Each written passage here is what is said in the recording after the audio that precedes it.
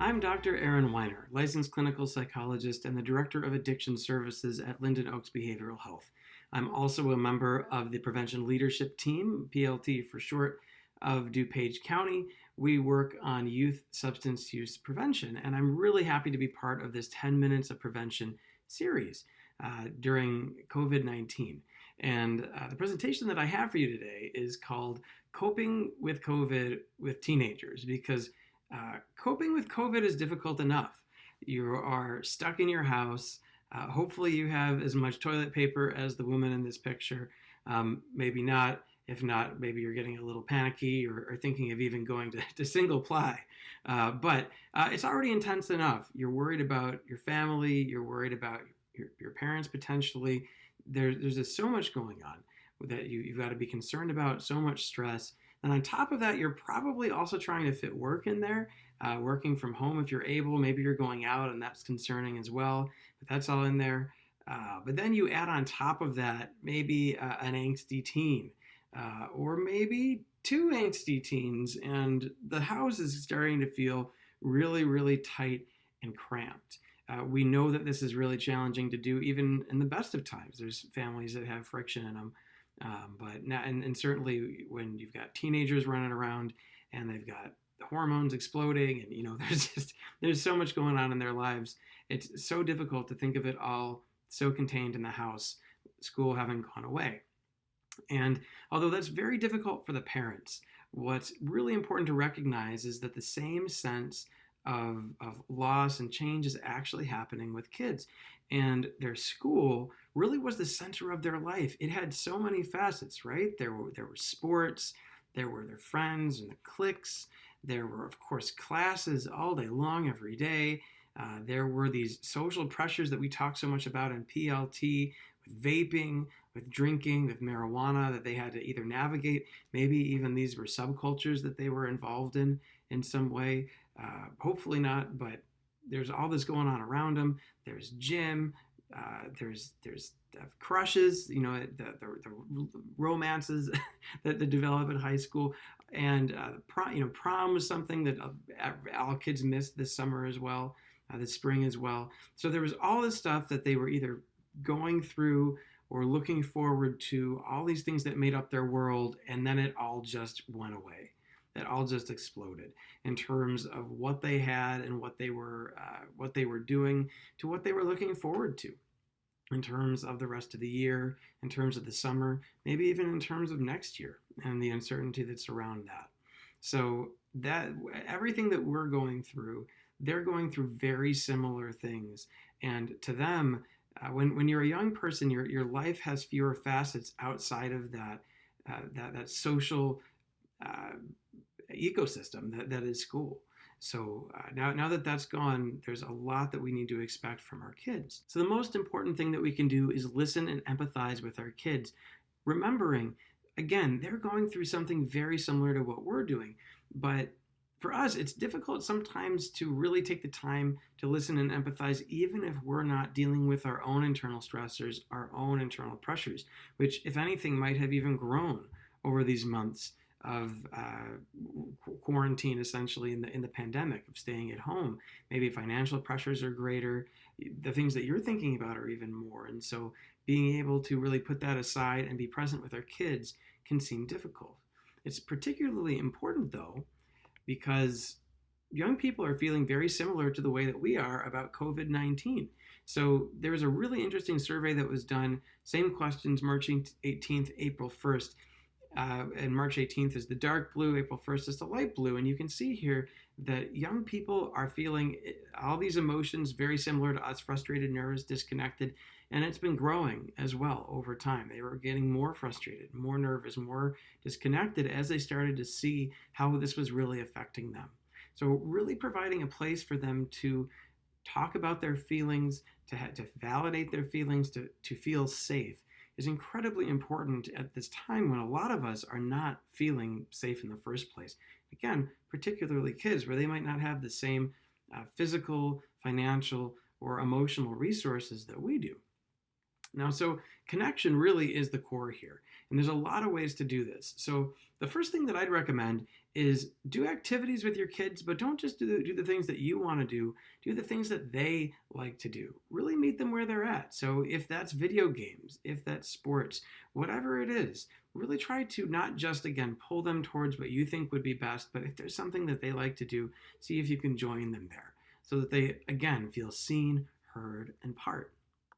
You can also do activities and jobs around the house, things that bring you together as a family and take you to new places. So one of the, metaphorically, of course, one of the axioms of building teams is that you want to put everyone together against a common goal or a common problem where everyone's working together to achieve.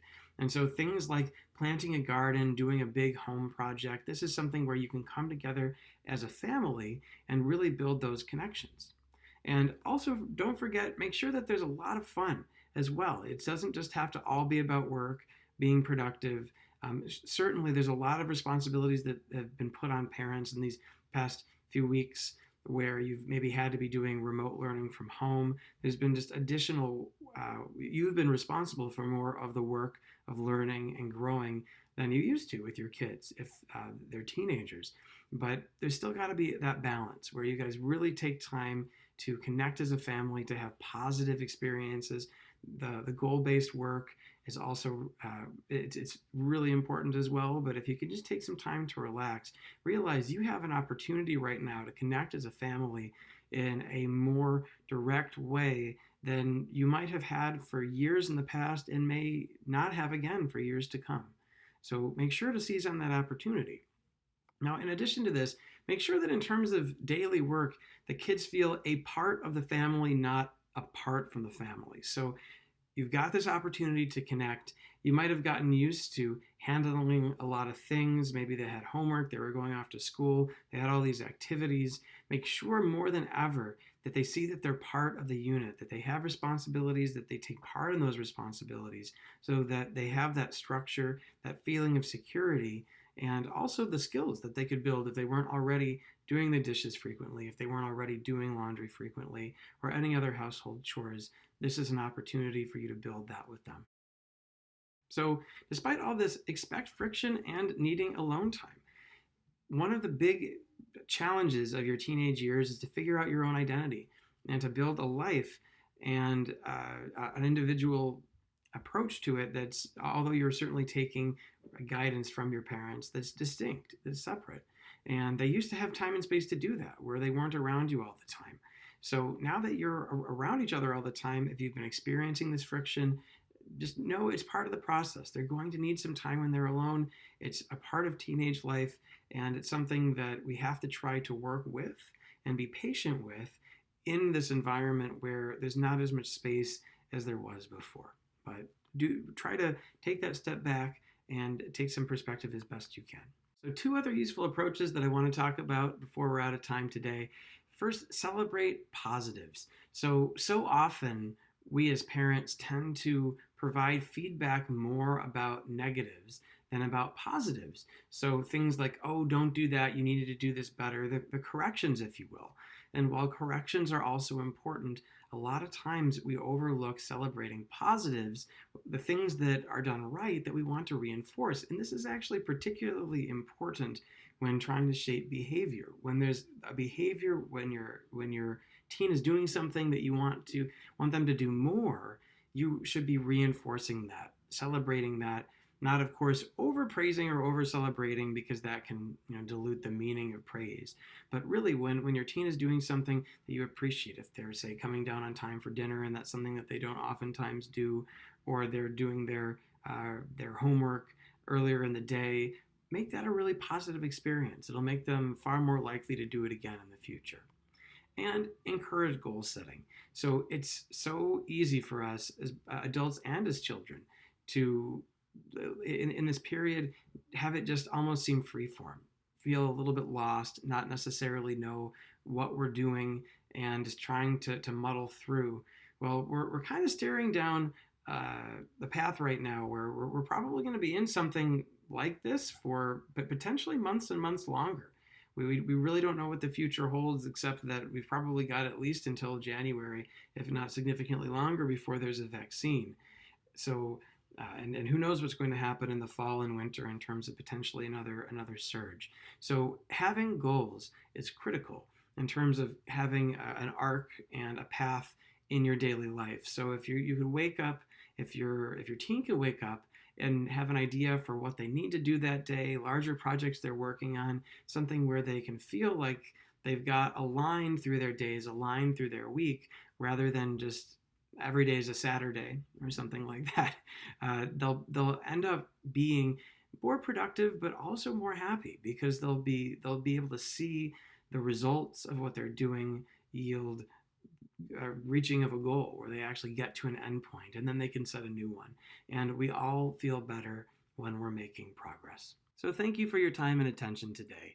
I hope this has been helpful in terms of making your time together with your children just a little bit smoother and even a little bit more productive. I hope you stay safe and healthy throughout this period, and I'll look forward to talking to you again soon.